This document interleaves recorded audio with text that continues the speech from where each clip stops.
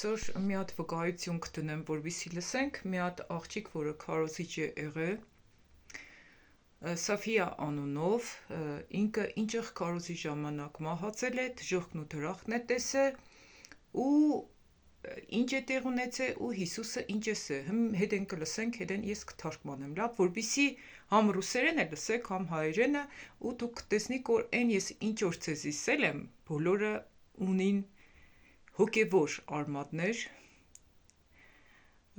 վկայություններ կան հոգևոր, որ կինը իրավունք ունի քարոզիչ եղնելու, բայց իրավունք չունի իր փառքը փնտրելու, ինչպես նաև թե ինչ կկատարվին շատ եկեղեցիներում։ Մի խոսքով լսենք այս տեսանյութը ու ընթացքում ես բացատրեմ։ Послание к церквам, դպես է վերնագիրը։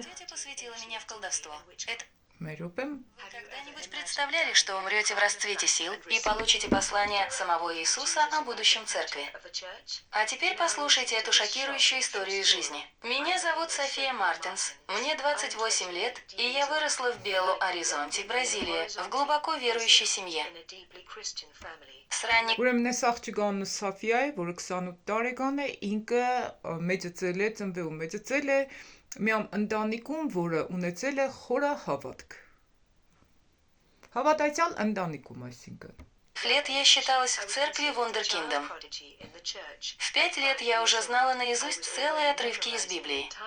Ուրեմն եկեղեցին ջան համարել է վունդերկինդ, ինչ որ հզոր հավատացյալ, էլի, ոչ սովորական հավատացյալ, ու 5 տարի ինքը մենակ սորվել է Աստվածաշնչյան համարներ։ Ուշադիր լսեք։ В 9 я начала вести занятия по изучению Библии для других детей.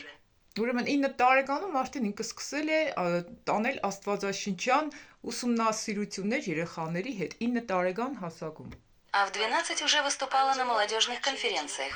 Իսկ 19 տարեկան հասակում ինքը արդեն սկսել է մասնակցել երիտասարդական կոնֆերանսների ժամանակ։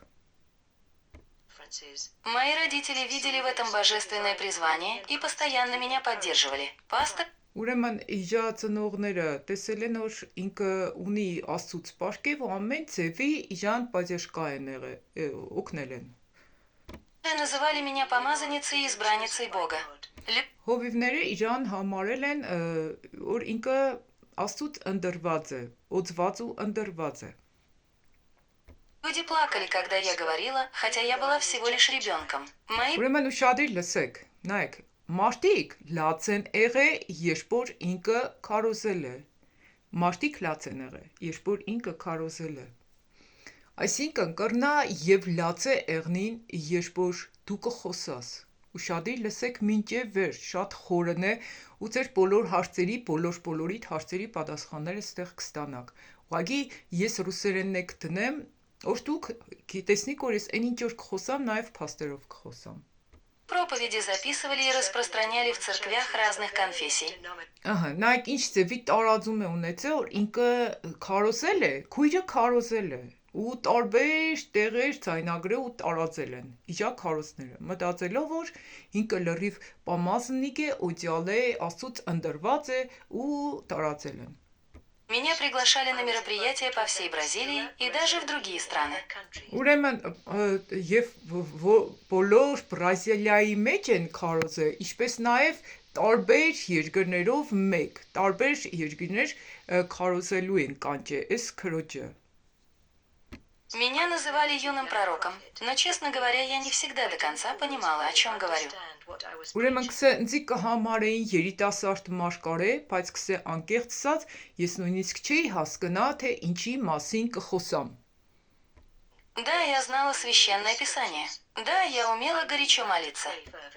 Да, я могла подражать великим проповедникам. Հա, ես շատ լավ Աստվածաշունչը գիտեի, կրնայի շատ գարիչո տակ աղոթքներ ենեի, կրնայի շատ լավ մարգարեներին կրկնօրինակ էի, ուշադիր լսեք, ունեցել է այդ բոլոր կարողությունները եւ լավ աղոթելու, գարիչո մալիլսակսը, կրնայի մարգարեներին օրինակի, այդ ամեն ինչը այնքան լավ է կրկնօրինակի, որ ինքը շարունակությունը լսենք։ интонации, умению вести за собой паству.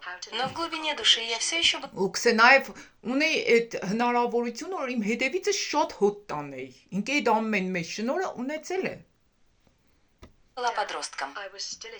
Բայց ինքը Я տամենը любила музыку, պատրոստկա է, гуляла с друзьями դեռահաս и է։ наслаждалась обычными юношескими развлечениями. Я пропускала дни рождения, вечеринки и другие повседневные моменты юности. Я говорила себе, что со мной все в порядке, что я особенная по божественной воле. Со временем давление усиливалось. Мне нужно было быть идеальной, святой. Я не могла ошибаться. Мне приходилось постоянно молиться, потому что все смотрели на меня. Все чего-то ждали от меня. И когда люди видят в тебе пророка, ты начинаешь верить, что ты и правда пророк, даже Ուրեմն ինքը շատ բաներ զրկել է, կարճ կբացատրեմ, հիմնական կետի վրա ուղղակի կենտրոնանանք, բանը ինքը շատ բաներ բաց է թողել, բայց կանոր իրանց շատ շատերը մաշկարե են նկատել, որպես ինքը որոշել որ ինքը էլ ավելի պիտի մաքրվի, ինքը էլ ավելի պիտի սրբվի, մի խոսքով երբ որ քեզի մաշկարե կնկատեն, դու քու նկատմամբ ավելի մեծ պատասխանատվություն կզգաս սրբվելու ու մաքրվելու։ Շարունակությունը լսենք։ если не понимаешь, что это значит. То утро было как обычно. Я проснулась в номере отеля, где остановилась моя мама. Мы приехали в Сан-Паулу на национальную конференцию под названием «Поколение Возрождения». Ուրեմն իրանք ուկան Սան Պաուլա, որբիսի այնտեղ ծառայություն անցկացնեն, որի վերնագիրն է «Поколение и Возрождение», երկրպագություն ու վերածնունդ։ Մի հատ նորից լսենք այս պահը։ Молиться, потому что все смотрели на меня. Все чего-то ждали от меня. И когда люди видят в тебе пророка, ты начинаешь верить, что ты и правда пророк, даже если не понимаешь, что это значит. То утро было как обычно. Я проснулась в номере отеля, где остановилась моя мама. Мы приехали в Сан-Паулу на национальную конференцию под названием «Поколение Возрождения». Հա, արդեն թարգմանեցի, այդպես «Поколение Возрождения» կոչվի։ Շարունակությունը լսենք։ Меня пригласили специально для этого мероприятия. Ու իրան այդ աղջիկան հրավիրել են, սպեցիալնը հատուկ հրավիրել են, որ ինքը կա քարոզը այդ քրոջը։ Мне предстояло выступить сразу после службы. Моя проповедь называлась «Поколение Возрождения». Իրա հենց քարոզի վերնագիրը եղել է «Поколение и Возрождение», երկրպագություն ու վերածնունդ։ Я несколько дней мысленно ее репетировала. У меня были заметки, цитаты из Библии. И я даже запланировала момент, когда буду приглашать людей к алтарю. Ուրեմն այդ ամեն ինչին ինքը պատրաստվել է, համարները դուրս գրել, ամեն ինչը թե երբ պետք է մարդկանց առաջ կանջե իրանք ապաշխարեն, ամեն ինչը ինքը սպես ծրագրավորել է ու լավ պատրաստվել է թեման ներկայացնելու համար, իշխոր միշտ է պատրաստվել։ Надела свой лучший наряд, простое, но элегантное синее платье. Мама, как всегда, помолилась за меня. Папа прислал сообщение, что гордится мной. Я нервничала, но была готова. Я уже много раз это делала. Я сидела в первом ряду, пока шла служба. Люди танцевали, плакали и поднимали руки. Они говорили, что в зале присутствует Святой Дух. Пастор... Ուրեմն ուշադիր լսեք, սկան տեղը երկար լսենք, հիմնական մտքերի վրա կկանգնեմ ու կկենտրոնանանք։ Ուրեմն իջա աղոթքների ժամանակ մարդիկ լաց են եղել, մտածել են որ Աստծո ներկայության մեջ են եղել, կենտրոնացեք այս ամեն ինչի վրա, բայց շարունակությունը լսենք, թե ինչ ազդեցություն է ունեցել իջա քարոզները մարդկանց վրա։ Представил меня и передал мне микрофон. Я встала, люди зааплодировали, и, кажется, меня снимали на телефоны. Я улыбнулась, глубоко вздохнула и подошла к кафедре. И тут это случилось. Я почувствовала внезапную боль в груди, острую жгучую боль, как будто что-то внутри меня разорвалось. В глазах потемнело, ноги подкосились, микрофон выпал из рук. Я упала прямо на сцене. Ուրեմն ինչ տեղի կունենա, հովիվը կներկայացնի իրան, ինքը կկարողի վերցնի միկրոֆոնը քարոզելու, աչքերի դեմը կսևնա, միկրոֆոնը ձեռնից վայր կգնի ու ինքը կգնի վայր։ Слышала крики. Я слышала, как мама звала меня по имени. Я чувствовала, как меня пытаются поднять. А потом темнота, тишина, но я все еще была в сознании. Я не спала, не видела снов. Я была здесь, но как будто не совсем. Я посмотрела вниз и увидела свое тело, лежащее на сцене. Вокруг были люди. Кто-то плакал, кто-то молился, кто-то застыл от шока. Я видела, как мама пытается меня разбудить, как вбежали врачи, но никто из них меня не видел. Это была не я, это не мое тело лежало на сцене. Я была где-то в стороне, я запаниковала, я пыталась кричать, пыталась дотянуться до них, но у меня не было ни голоса, ни рук. Я парила, я была не здесь, мое тело лежало внизу, и я не могла вернуться. Мне было холодно, не от воздуха, а от чего-то другого, как будто меня покинуло тепло жизни. Я знала, что что-то не так, я знала, что так не должно быть. Я проповедовала о небесах. Я слышала истории о том, что происходит с людьми после смерти. Я думала, что там должны быть ангелы, мир, любовь. Я надеялась на то спокойствие, которое, как говорят, приходит к людям после смерти. Но ничего этого не было, только тишина.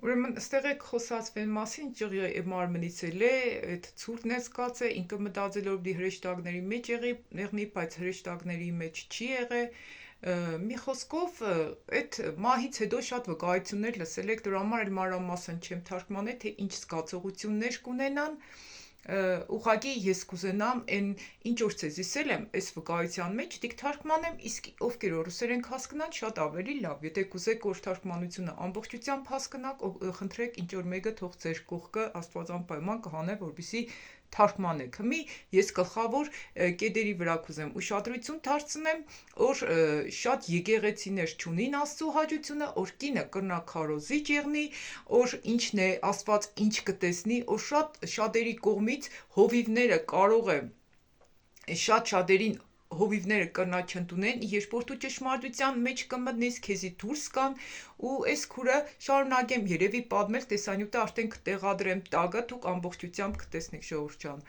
Ուրեմն այս քուրը, երբ որ ինքը կմահանա, արդեն Հիսուսը իրան որ քանդիպի, իրան ցույց կտա, որ դու ոչ թե ինֆարկտ ես փնտրել, այլ դու կսիրեիր ծափահարություններ, դու ուղղակի կսիրեիր լսարան եւ այլն, ու նաեւ ցույց կտա շատ հովիվների։ Սիրելիներ, ինքը վերջում է հանձնարարություն կտա, որ էշտաս կպատմե սիկ, որ կուկա արդեն սաղը կհավաքվին իդ կեշտա Աստված կխրգե իրան, շատ շատերը կհավաքվին, իրան